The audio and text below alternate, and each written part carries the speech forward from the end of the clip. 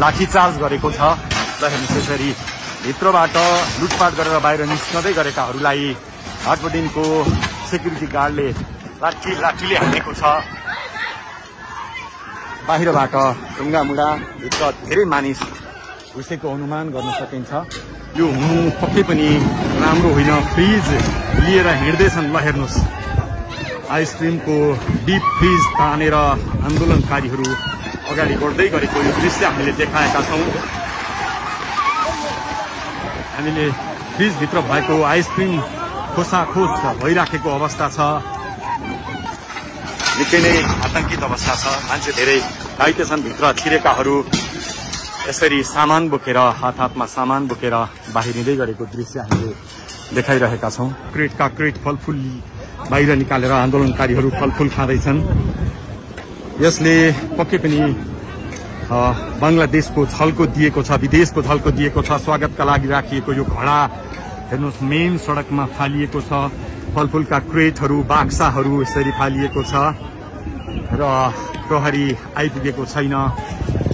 शोकेसहरू यसरी तोडफोड भइराखेको अवस्था छ।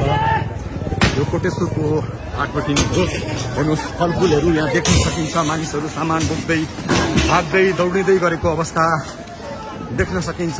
साँच्चै बङ्गलादेशको झल्को यति बेला कोटेश्वरको हाटपट्टिमा देख्न सकिन्छ। दर्शकवृन्द आगो लगाइदिए भनेर यहाँ आन्दोलनकारीहरू कराइरहेका छन्। माथि ढुङ्गा प्रहार भइराखेको छ। यो कोटेश्वरको भाटपट्टिनीको दृश्य हो। दर्शकवृन्द सोच्दै नसोचेको अप्रिय अवस्था। प्रहरी अहिलेसम्म भाटपट्टिनीमा आइपुग्न सकेको छैन। पार्किङमा राखिएको गाडी यस्तो अवस्था छ। फलफुल यत्रतत्र सर्वत्र देख्न सकिन्छ। हेर्नुहोस् अगाडिपट्टि थुप्रो मात्रामा आक्रोशित युवाहरू आन्दोलनकारीहरूको उपस्थिति देख्न सकिन्छ। प्रहरी लगभग निष्क्रिय अवस्थामा प्रहरीले यो क्षेत्रलाई आफ्नो नियन्त्रणमा राख्न सकेको छैन। प्रहरीले नियन्त्रण गुमाएको अवस्थामा स्याउ सुन्तलाले भाटबटिनीमाथि आक्रमण भइराखेको छ। अहिलेको अवस्था निकै नै गम्भीर छ, भयावह अवस्था छ।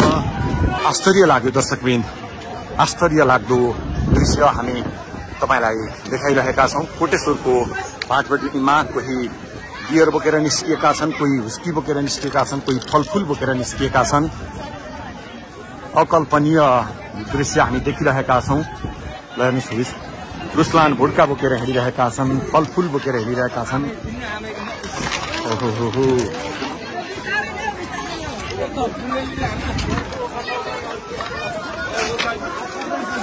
भाटबटिनीमा लुटपाट मचिरहेको छ। यो दुःखद दृश्य हो। व्यवसायी सुरक्षित छैन। दुर्गा बसाईले भन्थे यहाँ कोही सुरक्षित छैन। आज नेपालकै सबैभन्दा ठूलो प्रतिष्ठित व्यावसायिक घराना हो भाटबटिनी सुपर मार्केट। यो पनि लुटपाटको शिकार भएको छ, निशानामा परेको छ। मानिसहरू भागदौड गरिरहेका छन्। यसले निकै गम्भीर संकेत गरेको छ।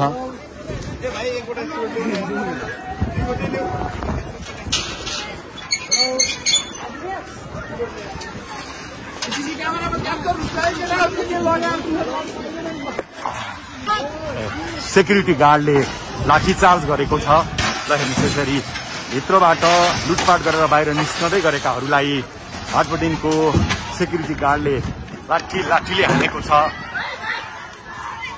बाहिरबाट ढुङ्गामुढा भित्र धेरै मानिस घुसेको अनुमान गर्न सकिन्छ।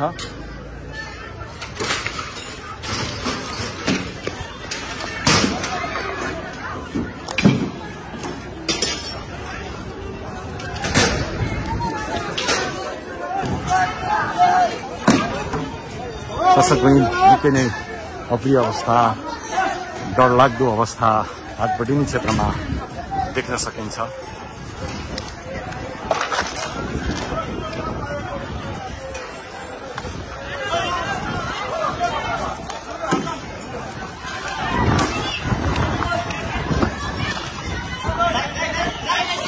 महँगो गाडी पजेरो फुटेको छ। पैसा स्वेप गर्ने स्वेप मेसिन गाडीको पनि खालिएको देख्न सकिन्छ। निकै नै आतंकित अवस्था छ। मान्छे धेरै घाइते छन्। भित्र छिरेकाहरू यसरी सामान बोकेर हातमा सामान बोकेर बाहिरिँदै गरेको दृश्य हामीले देखाइरहेका छौं।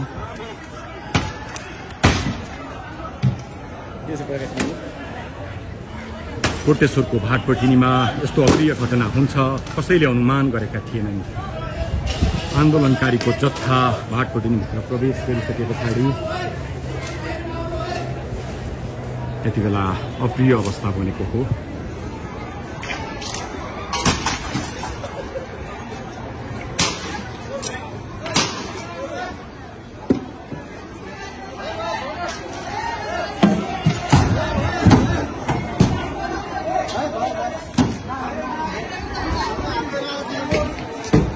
आन्दोलनकारीहरू अझ बढी सशक्त बन्दै भाटपटिनीभित्र प्रवेश गर्दैछन्।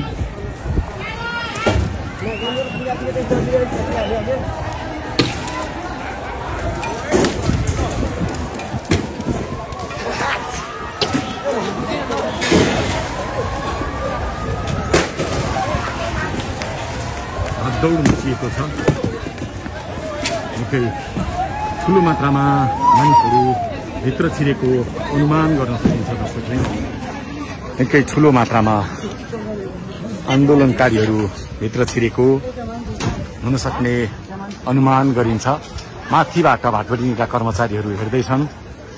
यद्यपि यहाँ आन्दोलनकारीहरू पसेको धेरै समय भइसके पनि सुरक्षाकर्मी निरीह जस्तै देखिएको छ। सुरक्षाकर्मी आउन सकेको छैन। कोटेश्वरको भाटपटिनी क्षेत्र तनावग्रस्त अवस्था छ। यसले निकै ठुलो र गम्भीर सन्देश दिएको छ। राष्ट्र गम्भीर क्षणमा गम्भीर संकटमा पसेको प्रमाणित भएको छ। दर्शकवृन्द, प्रहरी निकै अगाडि छ, तर थोरै मात्रै अगाडि छ। 500 मिटर अगाडि छ प्रहरी। यसतर्फ आउन आँट गरिरहेको छैन। प्रहरीले पनि कतै आन्दोलनकारीहरूसँग डराएको हो कि भन्ने संकेत यहाँ हुन्छ।